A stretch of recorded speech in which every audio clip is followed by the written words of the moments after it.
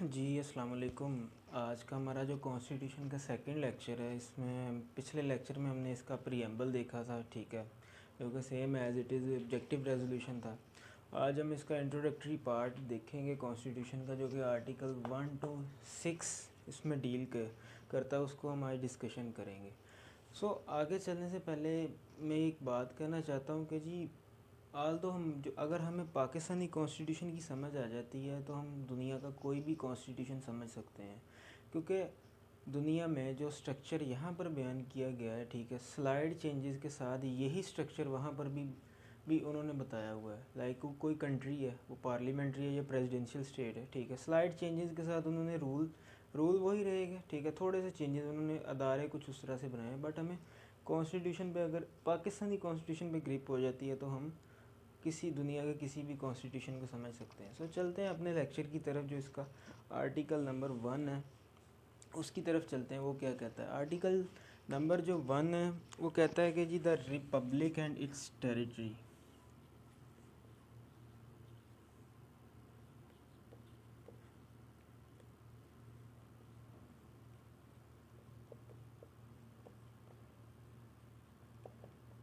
Republic and its territory, दो चीज़ें, Republic and its territory के इसमें बताया कि पाकिस्तान की टेरिटरी क्या होगी। अगर हम आर्टिकल 1 को रीड आउट करते हैं, उसका पहला क्लॉज कहता है the Pakistan shall be federal republic as known as Islamic republic of Pakistan.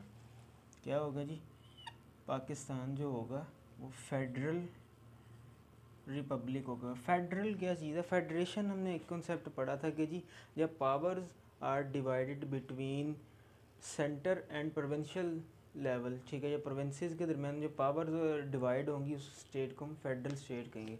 Pakistan में federal republic as known as Islamic republic of Pakistan, जिसकी वजह से हम पाकिस्तान को एक इस्लामी जमहूरिया पाकिस्तान कहते हैं। उन्होंने पहले एक बात बताया, Pakistan shall be federal republic to be known as Islamic republic of Pakistan. Pakistan जो होगा जी उसका बाय नेम क्या होगा जी? जो कॉन्स्टिट्यूशनल नेम है जी, इस्लामिक रिपब्लिक ऑफ पाकिस्तान, ठीक है, जैसा कि ये लिख दी हमने। फेडरल होगा, अगर कोई पूछे जी किधर लिखा हुआ है कि जी पाकिस्तान एक फेडरेशन है, यानी आर्टिकल 1 में बताया गया जी Pakistan is a federation, federal republic of Pakistan. So इसी के साथ उन्होंने इसकी टेरिटरीज़ को बताया इसके क्लॉज सेकंड में है जी। टेरिटरीज़ ऑफ पाकिस्तान के टेरिटरी में क्या क्या होगा? अच्छा जी, हमने अक्सर डिबेट सुनी है कि जी पाकिस्तान के जी 5 सूबे हैं, कोई कह रहा है 4 है, कोई कहता 5 है। बट आज से आपने पाकिस्तान के 4 सूबे होंगे, जिनमें पंजाब होगा, सिंध, केपी के होगा और बलूचिस्तान। इसी के 4 अकॉर्डिंग टू आर्टिकल 1 क्लॉज 2 कहता है कि जी the province of Balochistan, Khyber Pakhtunkhwa, Punjab and Sindh, ठीक है। और साथ उन्होंने इसको एक इंक्लूड कर दिया कि जी जो इस्लामाबाद होगा आईसीटी, ठीक है, Islamabad as a federal territory होगा कि जी हमारा वो फेडरल टेरिटरी होगी, वो एक हमारा दारुल हुकूमत होगा। ना तो वो कोई प्रोविंस होगा, ना तो उसका पंजाब से कोई रिलेशन होगा, ना केपी के से, वो एक अलहदा से एक उसको पहचान दे देगी। पहले हमारा जो दारुल हुकूमत था, जो कैपिटल सिटी था, वो कराची था। बट इस कॉन्स्टिट्यूशन में फिर इस्लामाबाद को डिक्लेयर कर दिया गया कि जी उन्होंने कहा आईसीटी, अक्सर देखा होगा आईसीटी, इस्लामाबाद कैपिटल टेरिटरी भी पाकिस्तान का हिस्सा होगी। बट उनका इस चारों सूबों से कोई रिलेशन नहीं, वो उसकी एक अलग एग्जिस्टेंस है, ठीक है, वो फेडरेशन है, ठीक है। सो ये थी इसकी territory.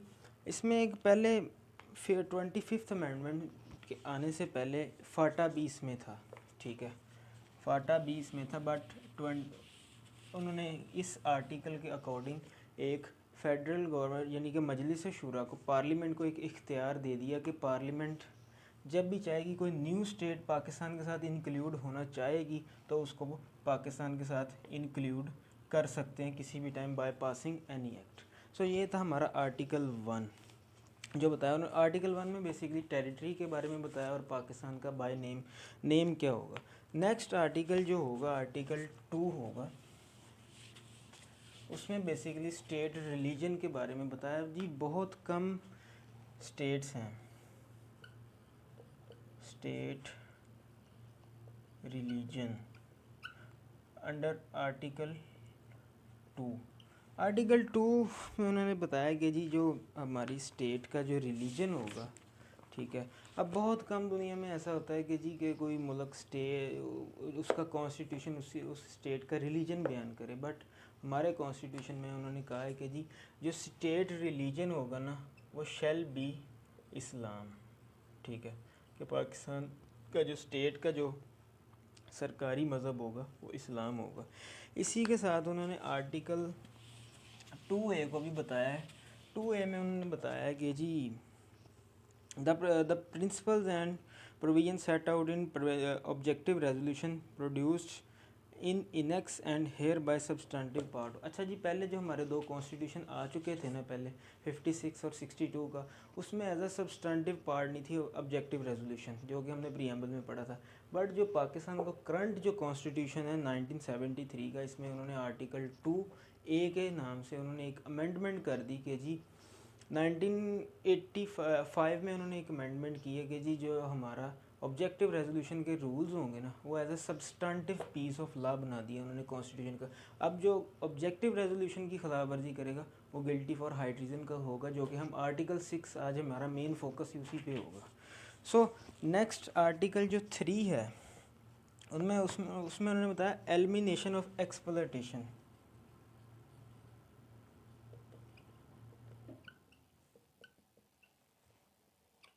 Elimination of exploitation, exploitation mean के तासुबात किसी किस्म का भी, उन्होंने इसमें स्टेट की बना दी, जिम्मेदारी बना दी कि जी the state shall ensure the elimination of all form of exploitation, के सब हर किस्म का जो भी तासुब होगा स्टेट की रिस्पॉन्सिबिलिटी होगी उसको ख़त्म कर दिया जाएगा। और दूसरी ड्यूटी लगाई कि जी to ensure and gradually fulfilment the fundamental principle और फंडामेंटल राइट्स, जो कि हम आगे जाके पढ़ेंगे, फंडामेंटल राइट्स के बारे में पढ़ेंगे जी। वो फंडामेंटल राइट्स को स्टेट इंश्योर करेगी कि जी उनको पूरी तरह पाकिस्तान में लागू किया जाए। सो इसमें जस्ट इतना बताया कि जी जो भी तासबात होंगे उसको स्टेट ख़त्म करेगी और फंडामेंटल राइट्स को इक्वली डिवाइड किया जाएगा, इक्वली प्रोवाइड किया जाएगा एवरी सिटीज़न ऑफ पाकिस्तान को। नेक्स्ट आर्टिकल है आर्टिकल 4, मोस्ट से भी मोस्ट इम्पोर्टेंट है। उन्होंने इसमें बताया कि जी रूल ऑफ लॉ, यानी कि इन अकॉर्डेंस विद लॉ की बात की है, इन अकॉर्डेंस विद लॉ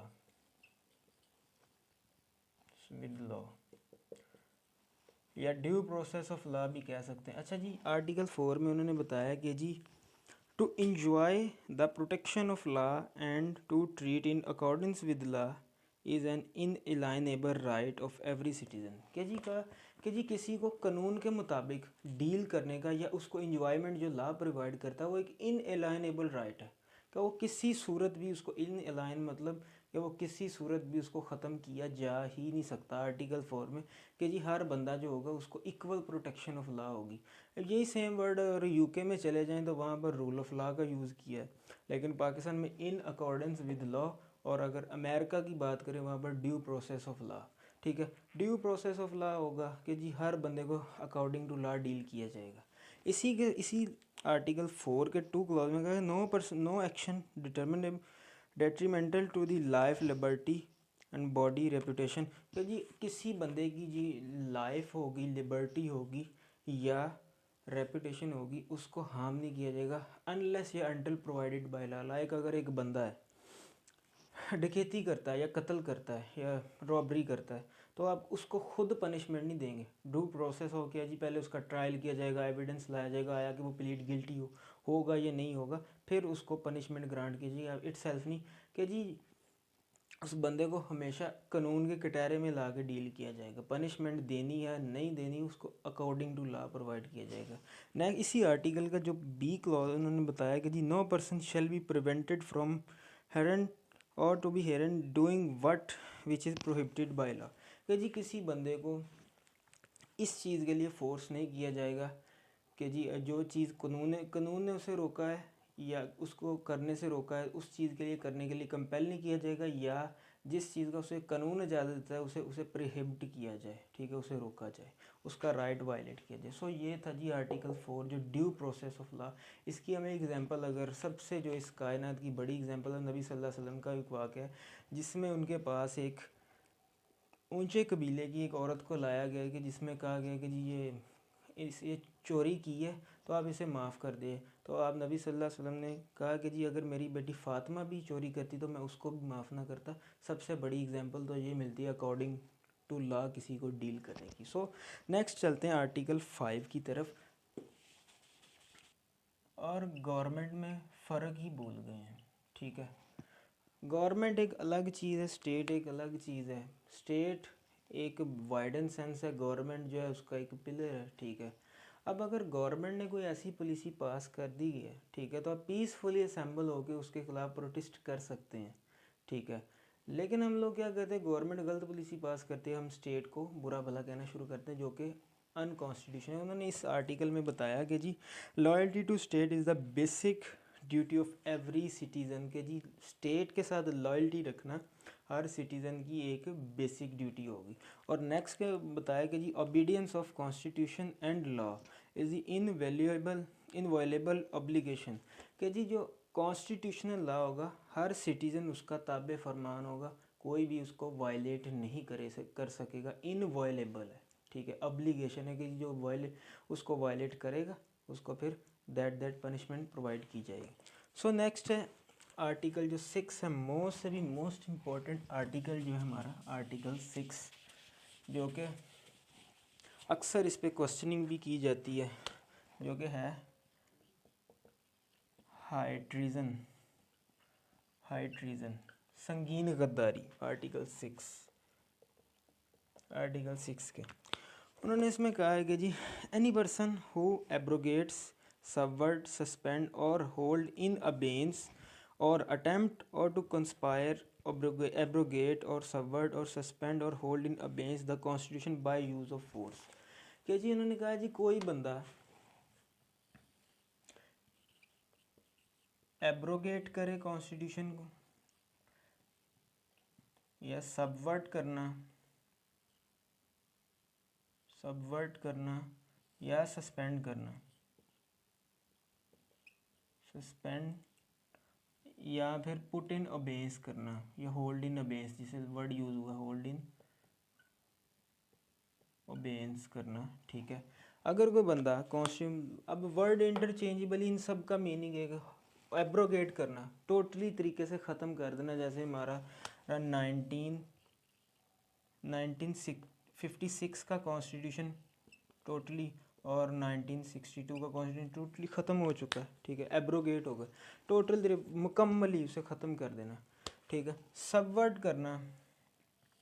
भी क्या जी सबोताब कर देना, ठीक है, कुछ अरसे के लिए, ठीक है। सस्पेंड और पुट इन अबेंस ये दोनों एक ही वर्ड है कि जी सस्पेंड करना, मुअत्तल कर देना कुछ अरसे के लिए। लाइक अगर हम मार्शल लॉ देखें, ज़ियाउल हक साहब का था, उसके बाद मुशर्रफ का था, जो उन्होंने क्या जी पुट इन अबेंस किया। अगर वो इसको एब्रोगेट करते तो शायद हमारे पास ये कॉन्स्टिट्यूशन आज होता ही ना। उन्होंने पुट इन अबेंस किया, ठीक है। सो इसीलिए कुछ चीज़ें को उन्होंने सस्पेंड कर दी, कुछ को उन्होंने फिर भी इन फोर्स रखा। सो उन्होंने पुट इन अबेंस किया कि उन्होंने बताया कि जी कोई बंदा अगर आयन को तोड़े मरोड़े का बाय यूज़ ऑफ फोर्स, उन्होंने कहा बाय यूज़ ऑफ फोर्स, हाँ, फोर्स को यूज़ करते हुए कोई बंदा अगर एब्रोगेट करेगा, सस्पेंड करेगा, पुट इन अबेंस करेगा, constitution shall be guilty for high treason. अब अक्सर क्वेश्चन पूछा जाता है कि जी क्या अमेंडमेंट करना भी हाई ट्रीजन में आता है? तो नहीं, वो चीज़ हाई ट्रीजन में नहीं आती, क्योंकि उसमें कॉन्स्टिट्यूशन इटसेल्फ के वो इसका एक वे प्रोवाइड कर रहा है कि जी कि 2/3 मेजोरिटी लेके आए और कॉन्स्टिट्यूशन में अमेंडमेंट कर दे, वो बाय यूज़ ऑफ फोर्स नहीं। अगर कोई यूज़ ऑफ फोर्स कॉन्स्टिट्यूशन को एब्रोगेट करे, सस्पेंड करे, सबवर्ट करे या पुट इन अबेंस करे, गिल्टी फॉर हाई ट्रीजन होगा। इसी का सेकंड उन्होंने क्लॉज में लिखा है कि जी एनी पर्सन एडिंग, अबेटिंग और collaborating the act mention into clause 1 shall likely to guilty for high treason. उन्होंने अब देखें, अबेटमेंट हमने पाकिस्तान पिनल कोड में पढ़ा था, उसकी सज़ा सेम होती है, ठीक है। करने वाले को मिलेगी वही अबेटर को मिलेगी। सो अगर कोई बंदा अबेट करता है कॉन्स्टिट्यूशन को एब्रोगेट करने में, सबवर्ट करने में, या सस्पेंड या पुट इन अबेंस करने में, वो भी हाई ट्रीजन का गिल्टी होगा। नेक्स्ट जो इसके 2A एक अमेंडमेंट 2A, इसके जो आर्टिकल 6 का 2A है, उसमें एक उन्होंने कहा है कि जी सुप्रीम कोर्ट और हाई कोर्ट के लिए भी ये वैलिडेट नहीं होगा। ऑल्दो हमें एक पता था कि जी जो हमारे पहले 2 मार्शल थे वो सुप्रीम कोर्ट और हाई कोर्ट ने उसको वैलिडेट करार दी कि जी वहाँ पर एक डॉक्ट्राइन लगती थी जिसको कैल्सन्स थ्योरी, जिसको हम ग्राउंड नेम थ्योरी भी कहते हैं, उसको नज़रिया ज़रूरत है। डॉक्ट्रिन ऑफ नेसेसिटी को यूज़ करते हुए उन्होंने कहा जी कि जी इस टाइम की ज़रूरत है, सो मार्शल वैलिडेट। अक्सर अब देखा होगा कि जरदारी दौर में कहा जी हमने मार्शाला का रास्ता बंद कर दिया। वो बेसिकली ये आर्टिकल उन्होंने पहला हाइड्रोजन आर्टिकल ख़त्म करके इसको डाल के उन्होंने कहा जी मार्शाला का रास्ता बंद हो गया, मार्शाला लग नहीं सकता। सो उन्होंने कहा है कि जी जो इसका 2A आर्टिकल का है clause, an act of hydrogen mention into clause 1 and clause 2 shall not be validated by any court including supreme court. उन्होंने जब सुप्रीम कोर्ट और हाई कोर्ट का दायरा इख्तियारी उसमें से ख़त्म कर दिया, ठीक है, इस आर्टिकल ने कि जी वो इसकी समाअत नहीं कर सकते या वैलिडेट नहीं करार दे सकते, तो ये हाई कोर्ट और सुप्रीम कोर्ट को भी उन्होंने एक्सक्लूड कर दिया, ठीक है। इसकी जो लेटेस्ट एग्जांपल है हमारे पास मुशर्रफ साहब का केस है, ठीक है, उससे पहले एक नवाज शरीफ साहब का केस है जिसकी जजमेंट का नाम था PLD 1993 सुप्रीम कोर्ट पेज 473। इसमें उन्होंने जी जब उनकी गवर्नमेंट को डिज़ोल्व किया गया था, उन्होंने प्रेसिडेंट ऑफ पाकिस्तान के ख़िलाफ़ इस आर्टिकल के तहत मुकदमा फ़ाइल किया था। उन्होंने कहा था कि जो उन्होंने ये काम किया है, उनकी गवर्नमेंट को डिज़ोल्व किया है उन, तो ये अनकॉन्स्टिट्यूशनल है। सो इस पे फिर उन्होंने कहा था कि जी यहाँ पर कोर्ट का दायरा इख्तियार है ही नहीं। सो लास्ट उन्होंने इसकी पनिशमेंट के बारे में कि जी जो मजलिस शूरा होगी वो हाई ट्रीजन की पनिशमेंट को बयान करेगी। इसके लिए उन्होंने एक एक्ट पास किया, हाई ट्रीजन पनिशमेंट एक्ट, ठीक है, 1973। उसकी जो सेक्शन 2 है वो इसकी पनिशमेंट बयान करती है कि जी या तो जो बंदा हाइड्रोजन के लिए गिल्टी होगा उसको डेथ ग्रांट की जाएगी, डेथ पेनल्टी, या लाइफ इम्प्रिजनमेंट, ठीक है। सो ये था आज के हमारे हमने पहले आर्टिकल में पढ़ा कि जी पाकिस्तान जो रिपब्लिक एंड इट्स टेरिटरी, इसमें क्या होगा जी पाकिस्तान के 4 सूबे होंगे, एक फेडरल कैपिटल टेरिटरी होगी, और अगर स्टेट या मजलिस शुरा जिसको चाहे अपना पार्ट बनाना चाहे, जैसे फ़ाटा वाली एग्जांपल है, फ़ाटा को KPK में मर्ज कर दिया by use of passing the laws, ठीक है, पार्लियामेंट ला पास करने के बाद किसी को भी अपने टेरिटरी का हिस्सा बना सकते हैं। सेकंड आर्टिकल में हमने पढ़ा है कि जी the state religion shall be Islam, जो रियासत का मज़हब होगा वो इस्लाम होगा। आर्टिकल 2A में देखा है कि जी जो objective resolution as a substantive part of law, substantive part of constitution होगी। उसके बाद 3 में एलिमिनेशन ऑफ एक्सप्लॉयटेशन के जी जो तासुब होगा स्टेट उसको ख़त्म करेगी और फंडामेंटल राइट्स को इन्फोर्स करेगी। आर्टिकल हमने उसके 4 में देखा जी इन अकॉर्डिंग के जी कोई भी सिटीज़न ऑफ पाकिस्तान होगा उसको इन अकॉर्डिंग्स विद लॉ डील किया जाएगा, ठीक है। उसके बाद 5 में हमने देखा है कि जी loyalty to state and obedience of constitution, ये बेसिक जिम्मेदारी हर सिटीज़न की, ठीक है। उसके बाद हाई ट्रीजन वाला हमने देखा आर्टिकल 6 के जी कोई बंदा अगर आइन को एब्रोगेट करे, सबवर्ट करे, सस्पेंड करे, पुट इन अबेंस करे बाय यूज़ ऑफ फोर्स, तो वो गिल्टी फॉर हाई ट्रीजन, जिसकी पनिशमेंट हाई ट्रीजन एक्ट 1973 का एक एक्ट था जो कि मजलिस शुरा ने पास किया, तो उसकी सेक्शन 2 के तहत उसको डेथ या लाइफ इम्प्रिजनमेंट ग्रांट की थी। सो ये था आज का हमारा टॉपिक कॉन्स्टिट्यूशन के हवाले से। अगर इसके बारे में अगर कोई क्वेश्चन है तो आप फ्रीक्वेंटली कमेंट सेक्शन में पूछ सकते हैं। सो थैंक यू, अल्लाह हाफिज़।